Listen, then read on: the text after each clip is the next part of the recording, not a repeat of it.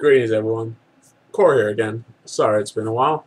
I know I kind of screwed up last summer, and when I did my late night movie countdown, I didn't quite do it too well because I did miss a few movies. Well, I am here to say I am back, at least for this summer. It's not going to be every week that I'm going to be doing a review, and it may not be midnight reviews like today, since this is going out, late Friday. It's actually Friday midnight right now that I'm recording this, and it'll probably be uploaded Saturday morning early. Um, the reason I'm starting this up again is because sometimes you just gotta get the word out on certain movies. And tonight I went to go see The Raid 2, which I went to go see it in Hollywood today at the ArcLight, and it was pretty awesome. It's definitely intense. Have you seen the first one and you thought that was pretty intense? This one, it's like it kicks it up to 11. It's how sequels should be. It's bigger, it's better. It's just gonna, the story. There's actually story to it to say. I mean, granted, the first one was very simple and it's basic. I mean, it's a story you've seen before, and then of course the scene. It was, you know, one place. It was one. Sorry, it was one hotel, pretty much, building. Where this one actually has quite a few variations of, locations. There's quite a few locations. I mean, it is something to see and to notice that, you know, the first Raid movie was pretty low key, very basic. They probably shot it for pennies, compared to some of these big action movies, especially, these ones that you can see in the background. Um, but yeah, it's pretty impressive what they did in the first one. And this one just, they actually got money now. They can go to different locations. They actually put more story into it, and the story is really cool. It does pick up a little bit from the ending of the first one, and the main character is pretty much the same main character. It's the same young kid, same rookie. This time he's doing the whole departed thing. So that's going to change.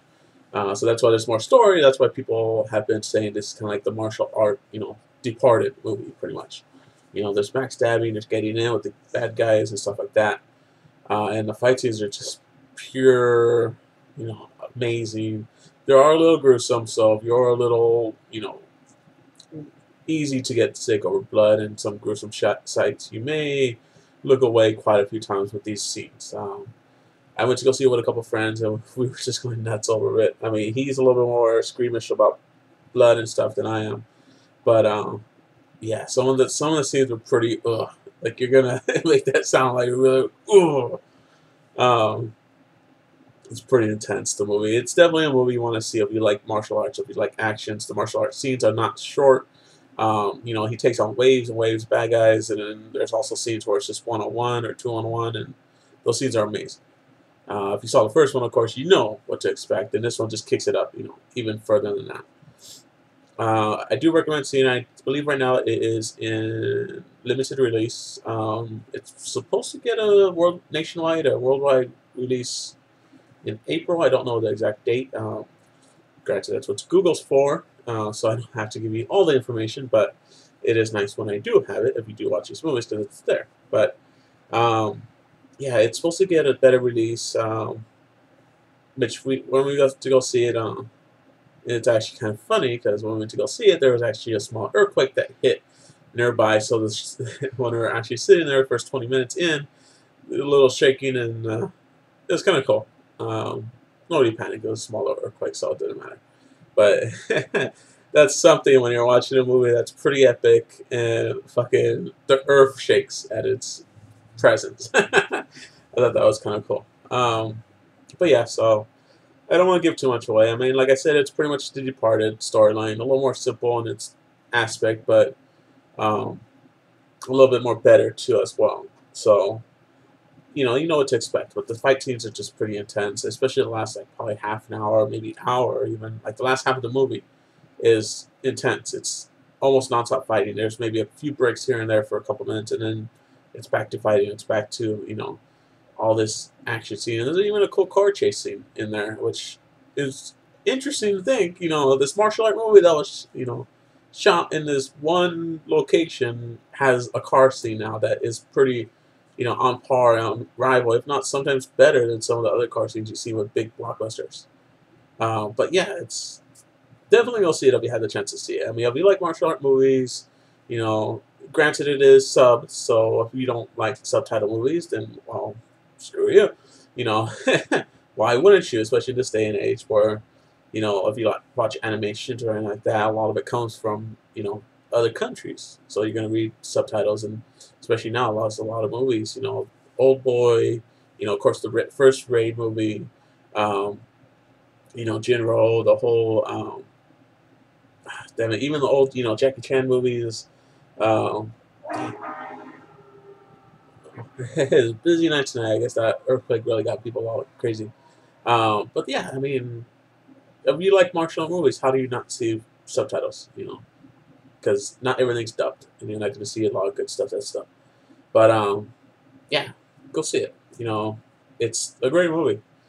And for those of you who've seen my last movies, my videos and stuff like that, you may notice change in background. It is no longer facing my TV, which my TV is now to my left. It is actually facing my back door, which I started decorating it. I got my Transformers posters, which, yeah, people may say it sucks, but I love Transformers movies. I have no problem with Michael Bay. He does what he does, which is summer blockbusters, and he does them well. Um, which, yeah, what do you expect from summer blockbusters? And of course, I have my other stuff, you know, my stock production, Django dolls and stuff like that. I have a lot more to the room, which we'll probably do a different video if people ask for it. Also, you can see there's a Riddick poster, which that was a great movie. I'm a little mad at myself because I didn't do a review on it.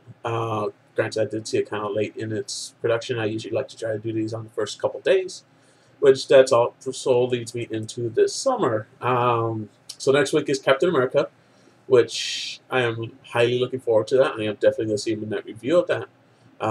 Well, midnight viewing, and I am probably going to do a midnight review of that. So you'll see me here again next week, talking about that and trying not to give too much away because I don't like giving up spoilers because it's always best to see it for yourself.